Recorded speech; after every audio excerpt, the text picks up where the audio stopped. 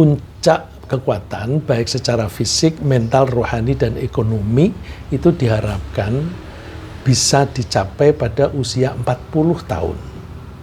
Kenapa 40 tahun? Karena di Al-Quran disebut ada umur 40. Ya. Tentu di antara kita ada yang matang di umur itu, ada yang pada saat itu belum cukup matang, ada yang sudah matang sebelum itu, tentu ada seperti itu. Tapi secara umum ya kira-kira sekitar umur 40 tahun. Sehingga pada usia itu kita diharapkan mulai siap berjuang untuk kemajuan. Bukan hanya kemajuan untuk diri kita pribadi saja, tapi juga untuk masyarakat. Terutama kemajuan dalam menegakkan Islam melalui pelaksanaan ajaran-ajaran Islam. Ya. Jadi angka 40 ini saya sudah menangkap sejak saya remaja, sehingga ketika saya bekerja, saya punya target, saya pensiun umur 40 tahun. Karena saya berharap pada umur 40 tahun itu saya sudah bisa mandiri. Mandiri secara ekonomi, mandiri secara keilmuan. Jadi keilmuan itu maksud saya begini, kita belajar sudah sampai pada tingkat setidak-tidaknya kita bisa belajar mandiri. Tanpa bimbingan pun kita bisa. Tentu bukan berarti sama sekali tidak dibimbing. Ya. Kita tidak bisa meninggalkan guru. Tapi bahwa kita itu bisa mencerna dengan ilmu pengetahuan dengan baik ketika umur 40 tahun. Kita bisa belajar secara mandiri. Secara mandiri itu tidak hanya bahwa kita itu mau belajar sesuatu terus langsung bisa tanpa bantuan orang lain. Enggak, tapi kalau misalnya ada masalah yang kita tidak bisa menyelesaikan, kita tahu saya harus kemana. Saya mau tanya ini kepada profesor ini, profesor itu, dan sebagainya. Itu saya kira sudah termasuk kemandirian, karena di dalam hal belajar tidak mungkin kita tanpa menyerap ilmu dari orang lain. Ya. Ini saya ambil contoh itu Nabi Musa. Nabi Musa kan siapa yang bisa menandingi dia untuk kalangan manusia biasa? Karena Nabi Musa itu mendapatkan wahyu dari Allah. Nah, wahyu itu kan banyak ilmu. Maka Nabi Musa itu sudah banyak ilmunya. Tapi Allah memberitahu bahwa ada orang yang mempunyai ilmu beda dengan kamu, sehingga kamu tidak menguasai ilmu itu. Lalu Nabi Musa ingin belajar. Nah, belajarnya itu lalu kemudian menemuinya. Nah, jadi kita diharapkan pada umur 40 itu kita sudah bisa mandiri secara umum, ya, termasuk secara kejiwaan. Secara kejiwaan itu indikasinya begini. Kalau kita begitu ada problem kecil langsung begitu, itu belum mandiri. Kalau yang mandiri itu ada problem bisa ngatasi sendiri. Minta bantuan orang tua itu kalau sudah kepepet sekali. Maka orang tua yang membimbing anaknya, itu kalau anaknya banyak keluh kesah, dilayani.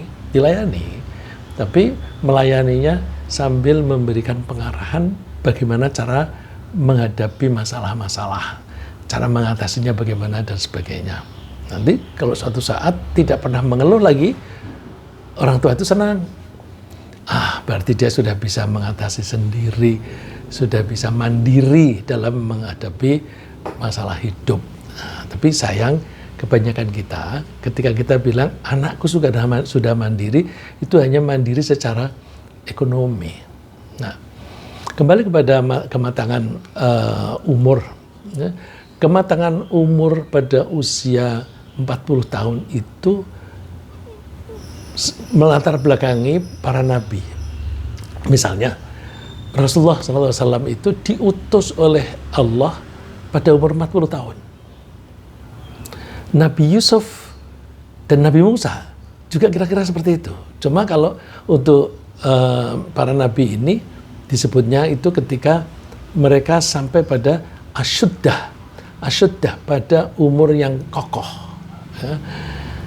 Tapi kalau untuk secara umum Allah menyebut angka 40.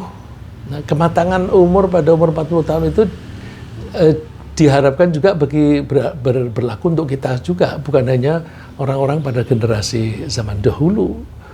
Coba secara umum Allah berfirman di surat Al-Ahqaf ayat 15. Hatta idza balagha asyuddahu wa balagha arba'ina sanah. Ya, arba'ina sanah itu 40 tahun.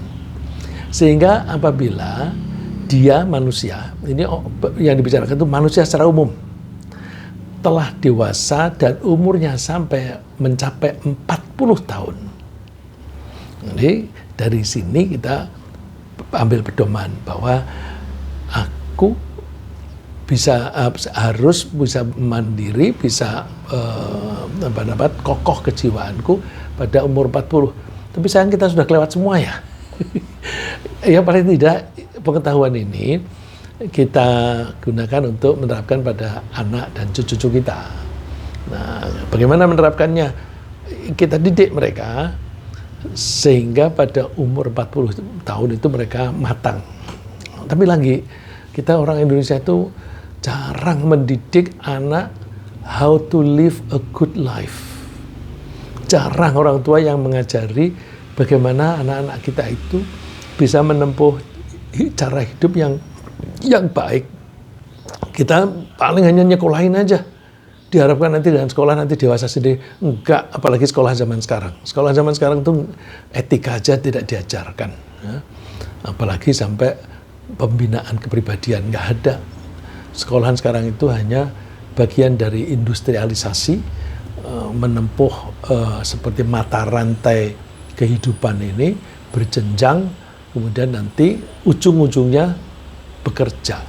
Kalau ujung-ujungnya bekerja berarti nanti ketika sudah dewasa, anak kita siap untuk mencari duit dengan cara membantu orang lain. Kalau bekerja di perusahaan, kerja di lembaga, itu kan membantu orang lain. Tapi membantu dalam rangka mencari keuntungan sendiri supaya dapat gaji gitu.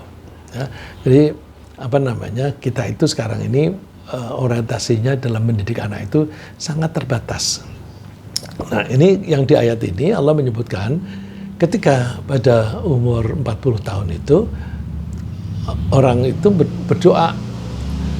berdoanya Rabbi auzi'ni an ashkura ni'mataka allati an'amta 'alayya wa 'ala walidayya wa an a'mala shalihan tardah. Tuhan, tunjukilah saya agar saya bisa bersyukur atas kenikmatan-Mu yang telah Engkau berikan kepada saya dan juga kepada kedua orang tua saya. Jadi kalau sudah matang, itu kan pikirannya tidak hanya mikir ego, ya, tapi menyadari bahwa aku bisa seperti ini itu atas jasa pihak lain. Pihak lain itu siapa? Nomor satu Allah dong, yang membuat kita hidup, membuat kita bisa melihat, mendengar, berpikir, itu kan Allah. Nah, tentu bersyukurnya kepada Allah. Terus juga bersyukur kepada pihak-pihak, terutama orang-orang yang berjasa membuat kita makin dewasa, makin pintar dan sebagainya, yaitu orang tua. Ya. Mulai dari merawat kita. Kalau kita bayi tidak dirawat dengan baik, sudah mati kita dari bayi. Maka jasa orang tua itu besar sekali. Kemudian kita dididik di rumah, sopan santun, terus disekolahkan dan sebagainya. Maka bersyukur itu mesti kepada Allah, kemudian kepada orang tua yang menjadi sarana atau menjadi fasilitator untuk kita menerima kenikmatan dari Allah. Nah, cara bersyukurnya gimana? Wa na'amala sholihan tardah. Agar saya bisa berperilaku baik yang Engkau ridhoi. Ya, jadi bersyukur itu tidak cukup hanya bilang alhamdulillah. Tapi bersyukur itu memanfaatkan fasilitas yang diberikan oleh Allah untuk amal soleh, untuk berbuat baik. Kita diberi tangan, ini pemberian Allah. Kita manfaatkan untuk yang baik. Jangan dipakai untuk menyakiti orang lain, tapi untuk menolong orang lain, untuk belajar keterampilan dan sebagainya, itu menolong diri sendiri. Pokoknya yang diharapkan adalah perilaku kita itu yang diridhoi oleh Allah. Kemudian orang umur 40 itu mikirnya tidak hanya untuk diri sendiri, juga ke anak cucunya. Jadi orang itu sudah memikirkan tentang generasi yang akan datang. Nah, generasi yang akan datang itu terutama dari diri mereka sendiri. Wa aslih li fi dzurriyyati, dan jadikanlah anak cucu saya itu manusia-manusia yang soleh, manusia yang perilakunya baik. Ini tuh betul ilaika wa inni minal muslimin. Sungguh aku bertaubat kepadamu. Kok ada taubat umur 40 doanya, kok ada taubat? Iya, biasanya kita itu pada umur-umur gejolak, ya, mulai dari pubertas, kemudian menginjak dewasa, itu kan peralihan. Masa peralihan itu kan banyak stres. Nah, karena banyak stres dan apalagi saat itu kita pindah dari satu jenjang ke jenjang lain, dari masa anak-anak ke masa dewasa, itu banyak gangguannya, banyak rintangannya dan sebagainya. Nah, sering-sering kita ini manusia justru nakalnya pada saat-saat itu. Ya. Yang tidak nakal itu kira-kira hanya sedikit. Ya. Wa inni minal muslimin, dan sungguh saya ini termasuk orang-orang yang tunduk patuh kepadamu. Ya. Jadi kita itu diharapkan mematang umur kita pada umur 40. Tapi kalau itu adalah masa puncak, apakah kita lalu terus, wah kan sudah puncak, namanya puncak itu kan klimaks. Hampir klimaks itu kan terus kemudian turun. Oh, nggak begitu.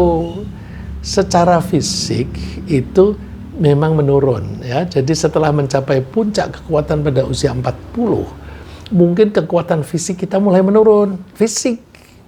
Tapi semangat perjuangan untuk menegakkan Islam tidak boleh ikut turun. Harus tetap naik. Harus tetap naik. Nah, semangat perjuangan bahkan harus makin tinggi seiring dengan bertambahnya umur. Jadi tidak ada alasan lalu, kan aku sudah makin tua, jadi udahlah aku istirahat. Enggak, istirahatnya itu mati. Ya, istirahatnya mati. Terus semangatnya gimana? Semangatnya harus makin naik terus. Cuma kan karena fisiknya makin lemah, maka tidak harus semua yang kita cita-citakan itu harus kita yang jalanin. Siapa? Ya kita ini kan belajar manajemen gitu kan, terutama orang-orang PPM dan mahasiswanya itu kan belajar manajemen. Jadi kalau kita itu makin tua, pengalaman kita makin banyak, pengetahuan kita makin banyak, jangan dibuang. Kita manfaatkan cita-cita untuk mengejar cita-cita. Kalau kita tidak sanggup menjalani secara fisik, kita angkat pegawai, ya. Kita angkat petugas. Nah, kalau pegawai itu kan kalau digaji. Nah, kalau kita bikin pesantren, kan nggak ada gaji. Jadi kita menyebutnya kita angkat petugas. Wah, ini aku mau mati nih, kira-kira nggak tahu kapan. Tapi makin hari kan berarti masa hidup makin pendek.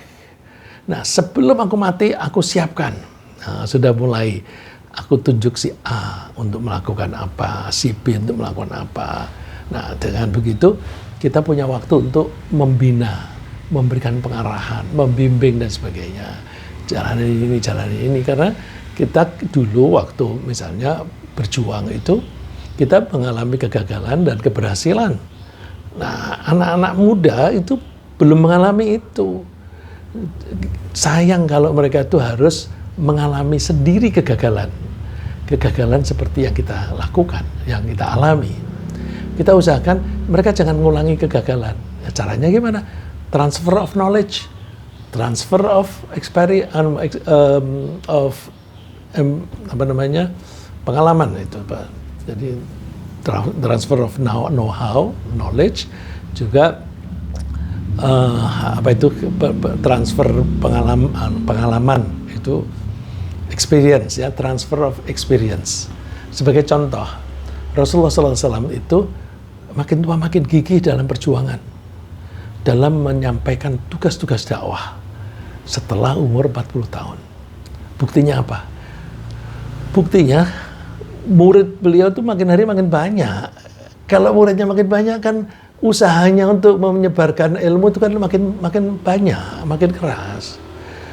Perhatiannya kepada pengikutnya itu kan juga harus makin baik, karena untuk membimbing anak yang atau orang yang biasanya bandel dan yang biasa penurut itu kan caranya beda-beda. Nah, Rasulullah itu bisa mengenali kepribadian masing-masing para pengikutnya. Pengikut itu kalau kita menganggap Rasulullah sebagai guru, mereka muridnya. Kalau Rasulullah itu sebagai pemimpin, mereka itu anak buahnya. Nah, kalau Rasulullah itu sebagai komandan, mereka itu prajuritnya. Nah, Rasulullah itu mengetahui karakter masing-masing, sehingga kalau Rasulullah itu mengangkat seorang menjadi misalnya komandan perang, itu luar biasa ya, kalau dalam hal memilih komandan perang. Pernah Rasulullah itu menjelang wafatnya memberi tugas tentara untuk berhadapan dengan tentara Romawi, karena waktu itu ada gubernur Romawi yang melanggar ketentuan umum. Rasulullah mengirimkan 2 orang utusan menyampaikan surat, ternyata sampai di sana dibunuh 2 orang itu. Padahal waktu itu kesepakatan tidak tertulis bahwa utusan dan pedagang tidak boleh diganggu. Lalu karena mereka itu melanggar, Rasulullah ngirim tentara. Komandannya siapa? Komandannya anak umur 17 tahun. Padahal tentaranya itu ada sahabat-sahabat senior, ada Abu Bakar, ada Umar, ada Utsman. Tapi Rasulullah mengutusnya tuh anak umur 17, ada yang mengatakan 17, ada yang bilang 18. Terus, tapi ketika tentara itu berangkat, baru meninggalkan Madinah, Rasulullah wafat. Mereka mendengar Rasulullah wafat, mereka balik pulang ke Madinah untuk ngurusi jenazah Rasulullah SAW. Begitu mereka selesai, Rasulullah sudah dikubur dan sebagainya, kepemimpinan digantikan oleh Abu Bakar. Abu Bakar lalu menugasi kembali tentara yang sudah disiapkan oleh Rasulullah dengan komandan yang sama. Karena Rasulullah mengutus komandannya itu namanya Usamah bin Zaid. Umurnya sekitar 17-18. Cuma karena waktu itu Abu Bakar sudah menjadi khalifah, Abu Bakar tidak lagi ikut perang. Terus Abu Bakar juga minta Umar menemani di Madinah, karena dengan Rasulullah wafat itu kan banyak orang yang murtad dan banyak orang yang mengaku jadi nabi. Wah, itu urusannya banyak. Jadi tentara ini tetap diberangkatkan, tapi di Madinah itu harus dijaga ketertiban. Umar tidak ikut. Nah, jadi tidak ikutnya bukan karena tidak mau, tapi karena ada tugas lain. Nah, terus ternyata apa? Menang dengan gemilang. Menang dengan gemilang. Itu kan berarti Rasulullah itu memang tahu karakter seseorang. Karena waktu itu ada yang ngerasain, yang ngomongin, kok komandan kok masih muda sekali. Jadi kayak kurang berkenan begitu loh. Rasulullah mendengar, Rasulullah marah. Kalian tidak mau mengikuti pilihan saya, gitu. Jadi disebutkan bahwa ini pilihan. Jadi akhirnya orang-orang tunduk, mereka berangkat dan memang betul-betul menang. Di kesempatan yang lain juga begitu, pernah Rasulullah akan mengirimkan tentara untuk perang. Rasulullah mengatakan, besok pagi aku akan menunjuk seorang komandan untuk memimpin perang dan dia pasti menang. Tuh. Tapi Rasulullah tidak menyebut nama. Besok pagi orang-orang pada cepat-cepat datang mendekati Rasulullah SAW. Ingin tahu siapa itu komandan yang akan ditunjuk. Dan kata Rasulullah pasti menang benar, karena yang bicara itu utusan Allah. Bahkan ada yang mengharap mudah-mudahan aku begitu kan, karena pasti menang. Ternyata Rasulullah tanya, mana Ali? Orang-orang menjawab, Ali sedang sakit mata, dia di rumah, panggil. Itu kan berarti Rasulullah sudah punya perhitungan, ini komandannya Ali, nanti akan menang. Begitu Ali datang, matanya merah, sakit. Oleh Rasulullah diusap matanya. Seketika itu sembuh seperti nggak pernah sakit. Terus berangkat. Dan betul-betul menang. Ya. Jadi Rasulullah itu makin tua, tidak makin kendor semangatnya, tapi makin kuat. Ya. Buktinya antara lain adalah bahwa di tahun-tahun terakhir Rasulullah sendiri itu masih ikut perang, jalan sampai pada tahun 9 Hijrah. Rasulullah wafat kan awal tahun 11, ya, awal tahun 11. Nah, pada bulan Rajab bulan 9 itu kan kira-kira hanya 1 tahun lebih sedikit menjelang Rasulullah wafat. Kalau Rasulullah wafat itu umur 63, maka saat itu kira-kira umur 61 lebih. Nah, Rasulullah itu masih memimpin perang. Namanya perang Tabuk. Ya, namanya perang Tabuk. Itu membuktikan bahwa kita tidak boleh kendor semangat kita untuk berjuang. Saya senang teman-teman di PPM ini. Teman-teman di PPM ini ya, kan makin tua, makin pensiun, tapi semangatnya berjuang nggak pernah kendor. Buktinya menyelenggarakan pengajian kita ini sangat disiplin. Coba kalau kita setiap hari Rabu buka linknya itu, seringkali sebelum jam 6 itu sudah buka. Itu kan menunjukkan keseriusan, gitu kan? Menunjukkan keseriusan. Jadi ini termasuk semangat berjuang. Nah, kita yang diundang untuk ikut pengajian, ikut. Nah, ikut itu juga ikut berjuang, karena dengan kita itu ngaji, mudah-mudahan kita tambah ilmu, kemudian kita bisa membimbing anak cucu kita. Nah, termasuk saya ya, saya ini menganggap menyampaikan bahan seperti ini, itu saya sendiri belajar. Ya, kan saya lihat teman-teman dosen-dosen di PPM itu, kalau besok pagi akan mengajar, malamnya itu nggak tidur, itu tidurnya menjadi pendek gitu. Tidurnya menjadi pendek karena belajar terus. Artinya orang kalau mau mengajar itu mesti mengintensifkan belajarnya. Saya sebelum menyampaikan apapun, saya belajar dulu. Buktinya apa? Saya bisa menyerahkan materi ini kan karena saya belajar dulu. Jadi saya menganggap kita sama-sama belajar deh. Kalau bahasanya teman-teman di PPM kan belajarnya guru dan murid, mahasiswa, itu paling beda berapa jam.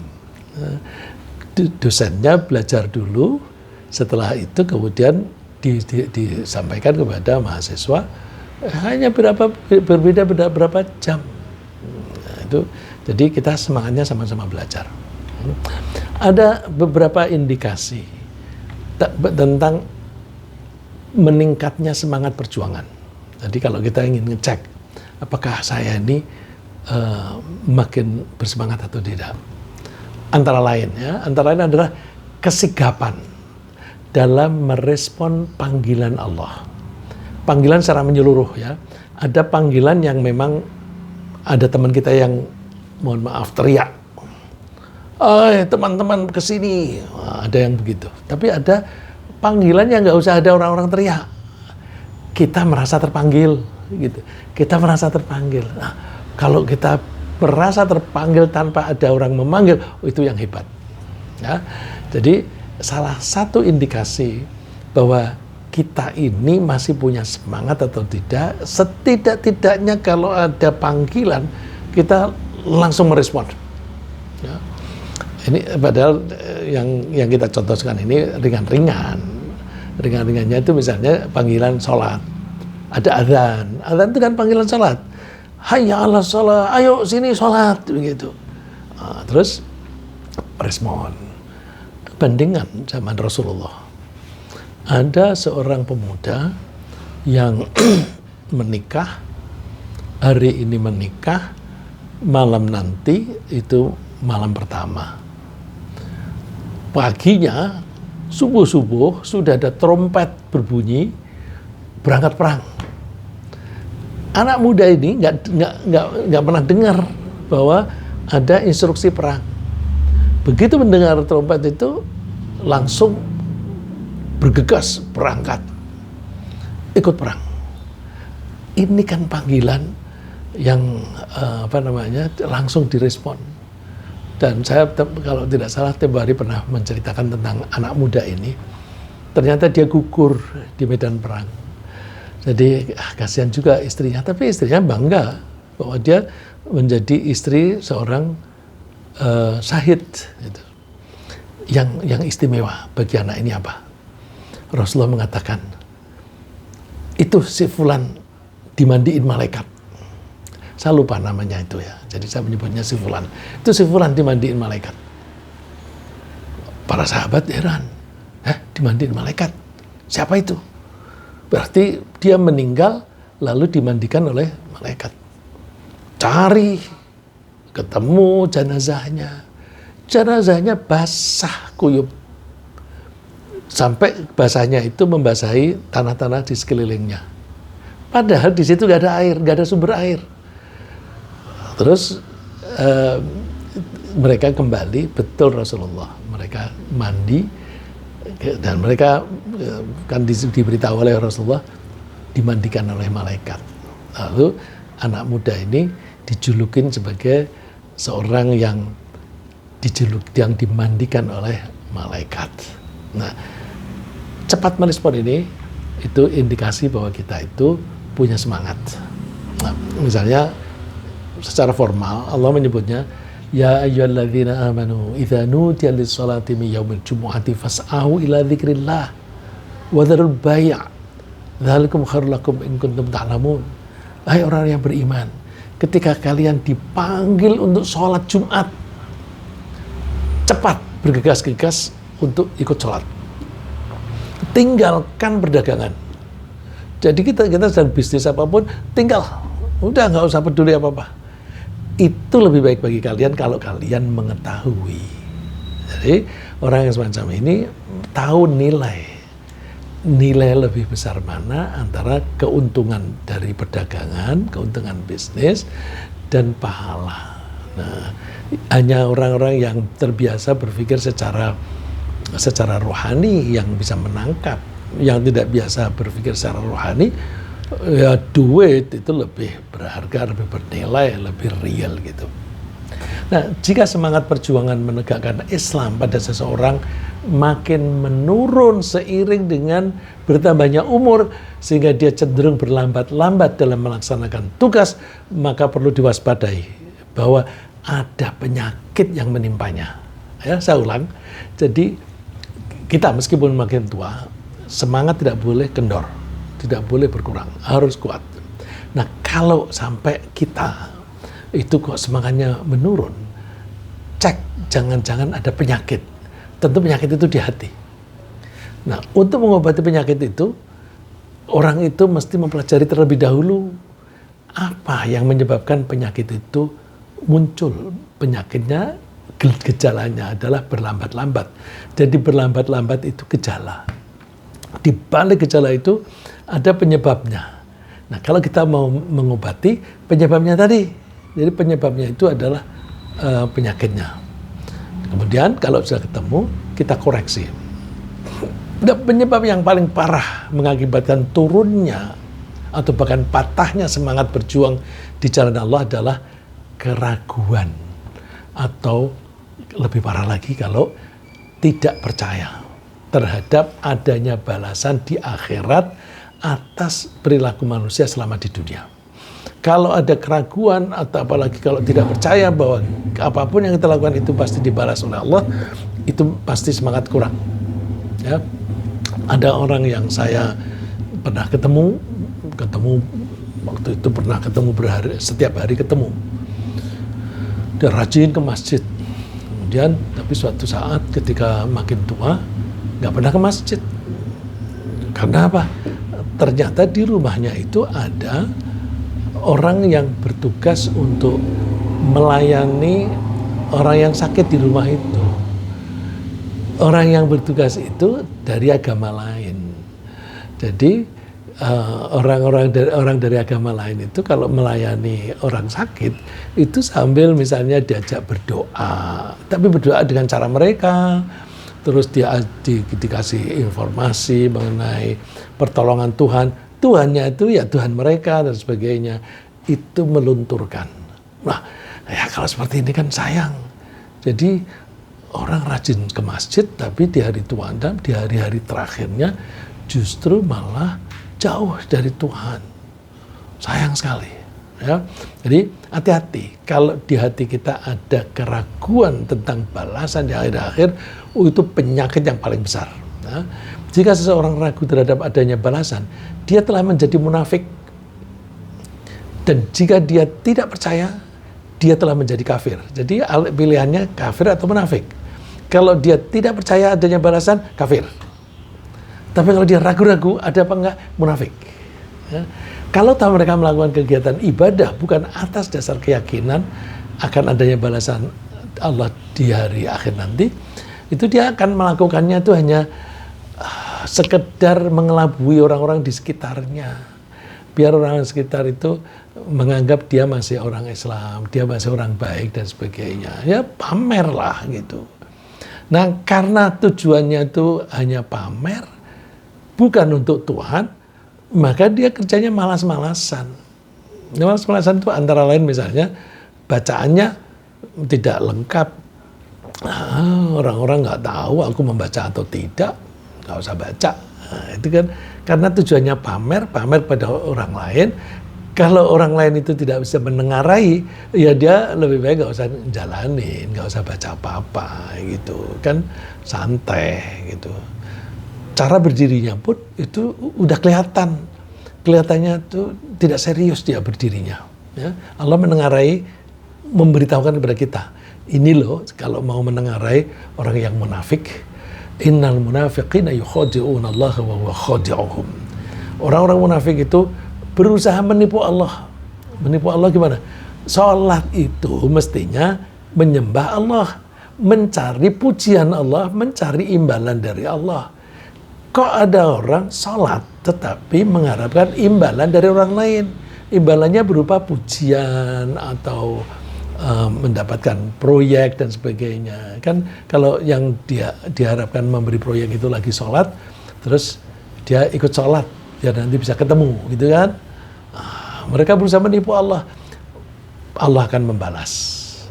Wa idza qamu ila sholati qamu kusala. Kalau mereka itu melakukan sholat misalnya, mereka berdirinya aja sudah malas-malasan, kelihatan kok itu body language-nya. Yura'unan nas wa la yadhkurunallaha illa qalila. Mereka cenderung untuk pamer-pamer kepada orang lain.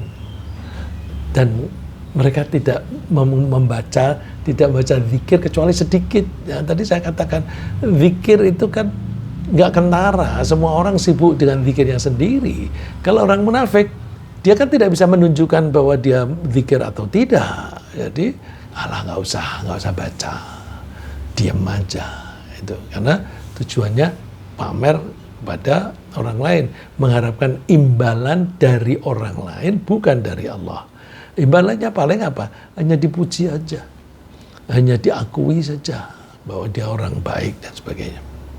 Nah, cara mengatasi keraguan atau ketidakpercayaan semacam ini ialah meningkatkan pemahaman tentang keberadaan dan kekuasaan Allah dan meningkatkan keyakinan bahwa di hari kiamat Allah pasti akan membangkitkan semua manusia untuk membuktikan keadilannya. Jadi Allah ketika membangkitkan kita itu untuk memberi bukti bahwa aku adil, untuk membuktikan bahwa aku menyayangi kalian.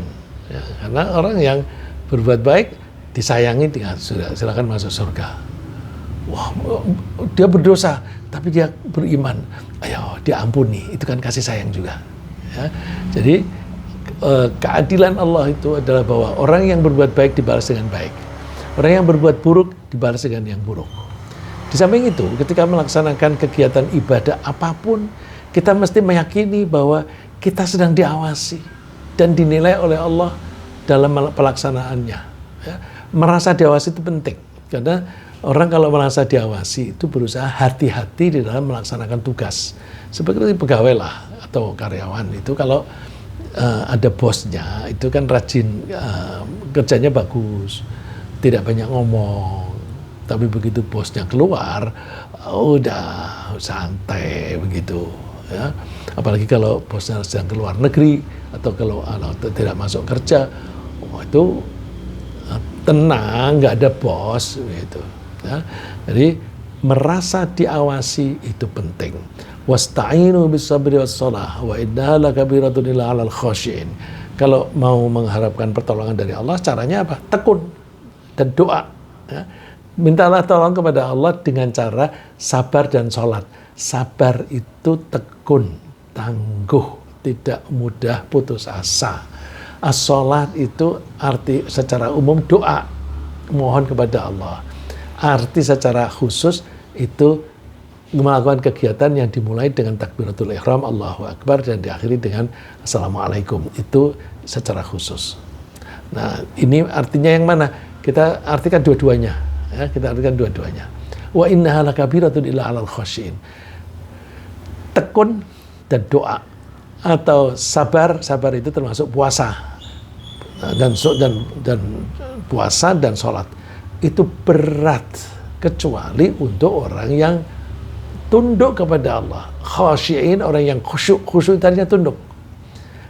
Siapa orang yang bisa khusyuk? Yang bisa tunduk kepada Allah? Alladzina dhunnuna annahum mulaqu rabbihim wa annahum ilaihi raji'un. Yaitu mereka yang meyakini bahwa mereka itu sedang bertemu dengan Allah dan akan bertemu dengan Allah. Dan mereka yakin bahwa mereka akan kembali menghadap Allah. Jadi dengan begitu kita mesti mengikis sebab yang mengakibatkan berlambat-lambat, karena berlambat-lambat itu hanya gejalanya. Nah, berlambat dalam melakukan kebaikan juga bisa disebabkan ketidakpercayaan atau keraguan terhadap janji-janji Allah. Kalau tadi yang saya sebutkan tadi, tidak percaya pembalasan di hari akhir. Nah, ini tidak percaya pada janji. Janji itu bahwa Allah akan memberi sesuatu kalau kita berbuat sesuatu, ya, itu kan janji. Jadi misalnya kalau kamu mau bersedekah, maka Allah akan melapangkan rizkimu. Nah, itu kan janji. Nah, ragu-ragu nggak? Kalau ragu-ragu, pasti orang itu malas bersedekah. Nah, kita cek pada diri kita sendiri, sedekah, kita rajin bersedekah nggak? Kalau kita yakin, makin banyak sedekah kita, karena kita yakin Allah itu mesti ganti kok gitu. Jadi pokoknya kalau Allah janji, kita yakini pasti ditepati. Nah, la yukhlifullahu wa'dah. Allah tidak akan pernah mengingkari janjinya. Cuma walakin aktsarun nasi la ya'lamun. Kebanyakan orang, bukan banyak tapi kebanyakan orang itu tidak tahu. Nah, karena nggak tahu, mereka jadi ragu-ragu, terus malas melakukannya. Ya, ini contoh yang paling bagus itu sedekah. Ya. Misalnya Allah berjanji pasti akan mengganti sedekah yang dikeluarkan oleh seseorang secara tulus semata-mata hanya karena melaksanakan perintah Allah, atau secara tulus hanya mengharapkan ridha Allah. Janji Allah bahwa Allah akan mengganti harta yang kita sedekahkan. Dan kalau Allah mengganti, pasti diperbanyak. Secara umum, janjinya Allah itu apa? Rizkinya akan dilonggarkan. Qul inna rabbi yabsutur rizqa liman yasha'u min ibadihi. Katakan bahwa Tuhanku itu melapangkan rizki kepada orang yang dikehendaki, kepada hamba yang dikehendaki. Dan Allah juga menyempitkan rizki kepada orang yang dikehendaki. Terus wa ma anfaqtum min syai'in fa huwa yukhlifuh. Janjinya di sini. Wa ma anfaqtum min syai'in fa huwa yukhlifuh. Apapun yang kalian sedekahkan, apapun, apakah itu buah atau duit atau fasilitas apapun, pasti Allah ganti. Wa huwa khairur raziqin. Allah itu adalah pemberi yang paling baik. Ya. Ini insya Allah banyak di antara kita itu yang sering membuktikan. Ya, kalau istri saya tuh sering sekali membuktikan. Misalnya, aku tadi habis memberi apel kepada orang itu, sekarang kita diantar apel oleh orang, jumlahnya 10 kali lipat, gitu. Dan sebagainya dan sebagainya. Aku tadi habis sedekah untuk ini, ternyata sekarang datang gantinya lebih banyak. Nah, ini saya kalau mengasih contoh istri saya itu ada 2 kemungkinan ya. Saya itu agak ragu-ragu karena apa?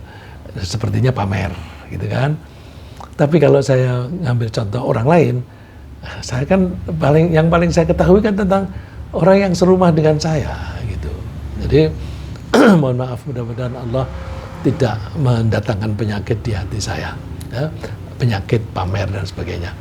Nah, orang yang berlambat-lambat untuk mengeluarkan sebagian hartanya untuk bersedekah tersebut, itu disebut kikir.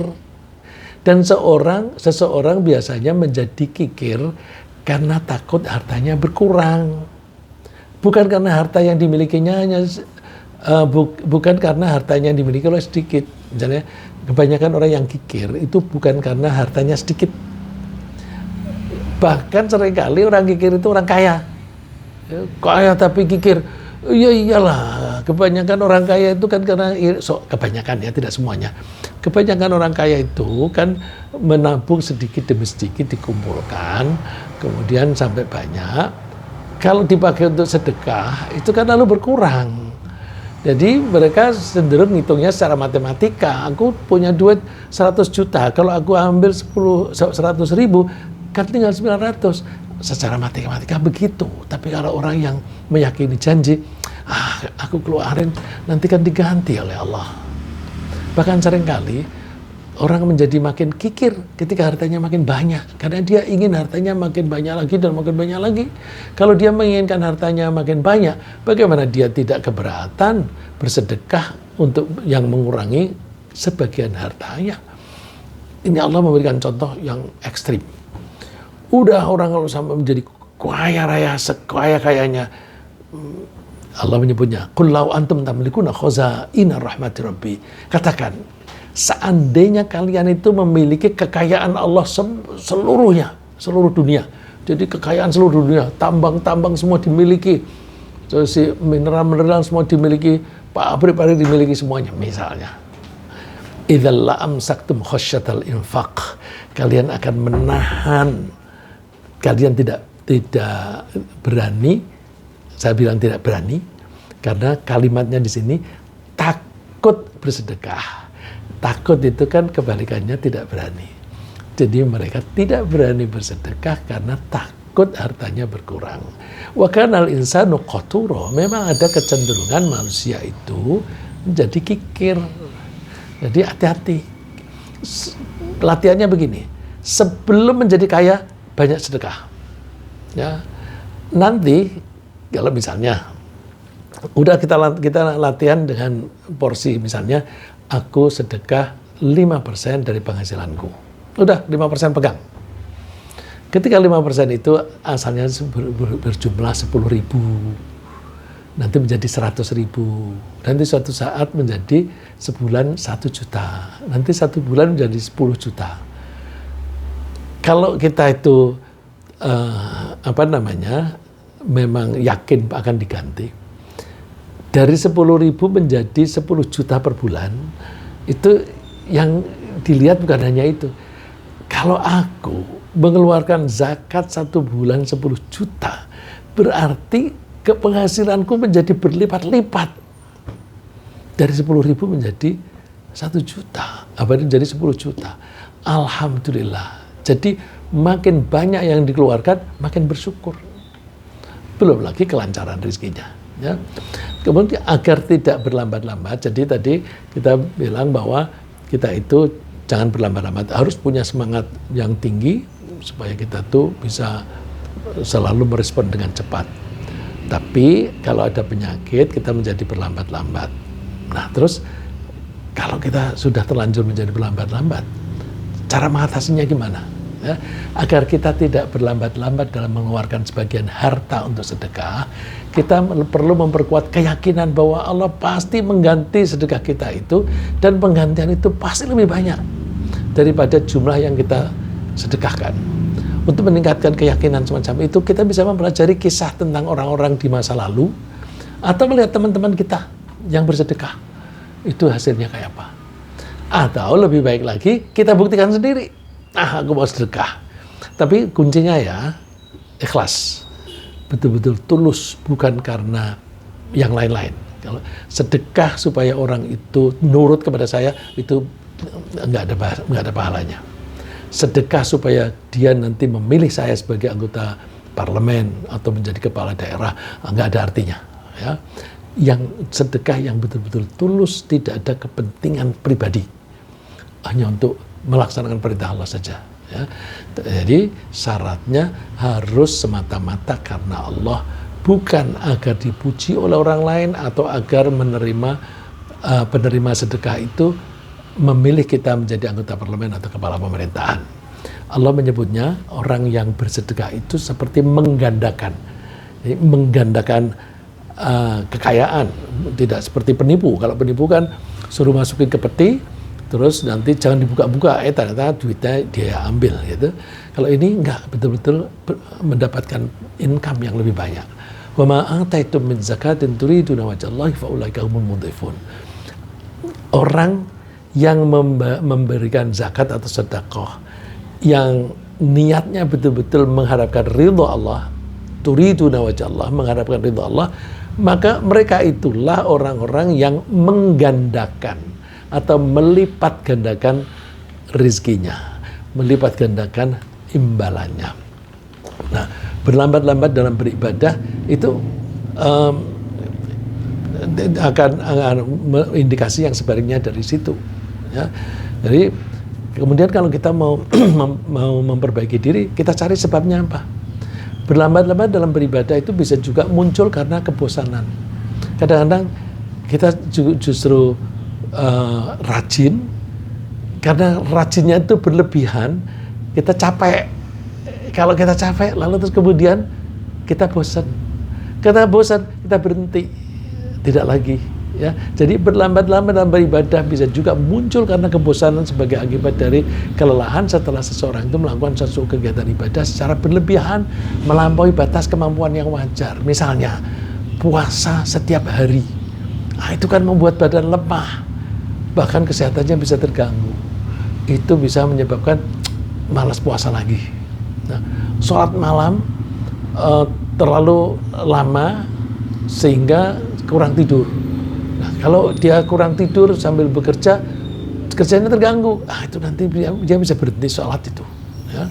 Jadi salah satu contoh terjadi pada istri Rasulullah sendiri. Salah satu istri namanya Zainab. Dakhalan Nabiyul Masjid fa idza hablun mamdudun baina sariyataini. Rasulullah itu masuk ke masjid, di situ ada tali yang terbentang di antara dua tiang. Rasulullah tanya, "Ma hadzal habl?" Tali apa ini? Para sahabat menjawab, "Hadza hablun li Zainab." Ini tali yang dipasang oleh Zainab. Zainab itu biasanya kalau dia merasa letih, terus dia bersandar di tali itu. Ya, jadi dia letih masih memaksa diri. Apa yang dilakukan oleh Rasulullah? Hulu, lepaskan. Liyusalli ahadukum nasyatah. Salat sunnah ini ya. Salat sunnah semampu kalian. Kalau merasa capek, tidur. Ya, capek, tidur. Ya. Kita bisa menghindari kebosanan dalam melakukan kegiatan ibadah dengan menghindari kelelahan. Jadi ibadah biasa-biasa saja, jangan sampai terlalu lelah. Kita melakukannya secara wajar-wajar saja sesuai dengan kemampuan kita masing-masing. Lebih baik kita mempertahankan rutinitas dalam suatu kegiatan ibadah meskipun hanya sedikit daripada kita terlalu rajin satu periode tertentu habis itu berhenti. Ibu Aisyah cerita bahwa Nabi Muhammad SAW bersabda, "Hai manusia, lakukanlah amal-amal itu semampu kalian. Allah tidak akan bosan sebelum kalian bosan. Jadi artinya kalau kita beribadah sampai bosan, Allah bosan tanda kutip untuk Allah. Allah bosan, artinya Allah tidak membalas lagi, tidak memberi lagi pahala. Wa inna habal amali ilallahi madama wa in qalla. Amal perbuatan baik yang paling disukai oleh Allah adalah yang rutin meskipun hanya sedikit. Waktunya tinggal sedikit ya.